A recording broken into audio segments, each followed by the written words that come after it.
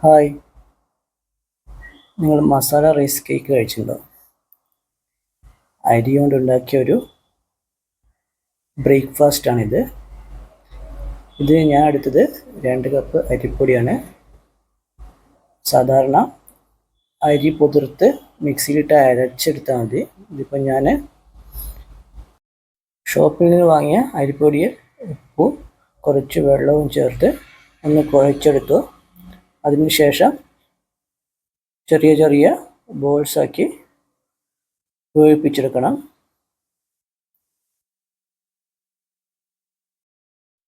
ഇനി ഇതിലേക്ക് ആവശ്യമായ വെജിറ്റബിൾസ്: ഒരു ക്യാരറ്റ്, ഒരു ഉരുളക്കിഴങ്ങ്, 4-5 ബീൻസ്, അത് ചെറുതായി കട്ട് ചെയ്തെടുക്കാം. ആദ്യം നമുക്ക് ഒരു പാത്രത്തിൽ വെള്ളമെടുത്ത് അത് ചൂടായി വരുമ്പോൾ അതിന് മുകളിൽ ഒരു പാത്രം വെച്ച് ഇതിലേക്ക് നമുക്ക് ഈ റൈസ് ബോളും വെജിറ്റബിൾസും ഇട്ട് ഒന്ന് ആവി കയറ്റി വേവിപ്പിച്ചെടുക്കാം.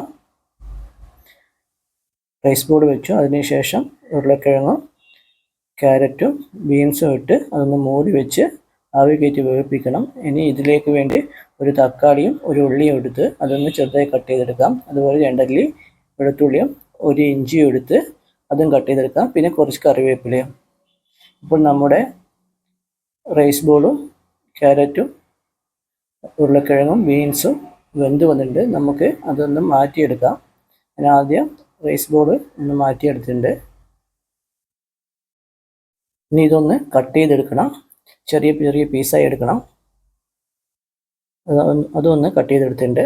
ഇത് നമുക്ക് മാറ്റി വെക്കാം. ഇനി ഒരു പാത്രത്തിൽ അത് ചൂടായി വരുമ്പോൾ വെളിച്ചെണ്ണ ഒഴിച്ച് അതിലേക്ക് നമുക്ക് കടുകും കുറച്ച് ജീരകവും അരിഞ്ഞു വെച്ച ഇഞ്ചിയും വെളുത്തുള്ളിയും ഇട്ട് കൊടുത്ത് ഒന്ന് ഫ്രൈ ചെയ്തെടുക്കാം. അതിലേക്ക് കറിവേപ്പില ഇട്ടൊന്ന് ഒന്നും കൂടി ഫ്രൈ ചെയ്യാം. അതിലേക്ക് നമുക്ക് അരിഞ്ഞു വെച്ച സവാളയും തക്കാളിയും ഇട്ട് കൊടുക്കാം. അത് ഒന്ന് മിക്സ് ചെയ്ത് വേവിപ്പിച്ചെടുക്കാം. അതിലേക്ക് നമുക്കിനി ആവശ്യത്തിനുള്ള മഞ്ഞൾപ്പൊടിയും മുളക് പൊടിയും ആഡ് ചെയ്തെടുക്കാം. അത് നന്നായി ഒന്ന് മിക്സ് ചെയ്ത് കൊടുക്കാം. ആവശ്യത്തിനുള്ള ഉപ്പും ഇട്ട് ഒന്നുകൂടി മിക്സ് ചെയ്ത് കൊടുക്കാം. ഇനി വേവിപ്പിച്ച് വെച്ച ഉരുളക്കിഴങ്ങും ക്യാരറ്റും ബീൻസും ഇട്ട് കൊടുത്ത് ഒന്ന് നന്നായി മിക്സ് ചെയ്ത് കൊടുക്കാം. ഇനി അതിലേക്ക് നമുക്ക് കട്ട് ചെയ്ത് വെച്ച റൈസ് ബോളും കൂടി ഇട്ട് കൊടുക്കാം. റൈസ് കേക്കായി ഇപ്പോൾ. അത് നന്നായി മിക്സ് ചെയ്ത ശേഷം അതിലേക്ക് കുറച്ച് വെള്ളം ഒഴിച്ച് ഒന്നുകൂടി മിക്സ് ചെയ്യാം. ഇപ്പോൾ മസാലയിലേക്ക് നമ്മുടെ മുളകൊക്കെ നന്നായി എല്ലാ ഭാഗത്തും എത്തും. ഇപ്പോൾ നമ്മുടെ മസാല റൈസ് കേക്ക് റെഡിയായി. ബ്രേക്ക്ഫാസ്റ്റ് വെറൈറ്റി എന്തെങ്കിലും വേണമെന്നുള്ളവർക്ക് ഇതൊന്ന് പരീക്ഷിക്കാം. മോശമില്ലാത്ത ടേസ്റ്റാണ്. സാധാരണ നമുക്ക് അരി അരച്ചിട്ടുണ്ടാക്കുന്നതിനേക്കാളും വേഗത്തിൽ ഇതുണ്ടാക്കുമെങ്കിലും അരി അരച്ചുണ്ടാക്കുന്നതാണ് ടേസ്റ്റ് കൂടുതൽ. നിങ്ങൾക്ക് ഈ വീഡിയോ ഇഷ്ടപ്പെട്ടെങ്കിൽ എൻ്റെ ചാനൽ സബ്സ്ക്രൈബ് ചെയ്യുക, എൻ്റെ വീഡിയോ ഒന്ന് ഷെയർ ചെയ്യുക.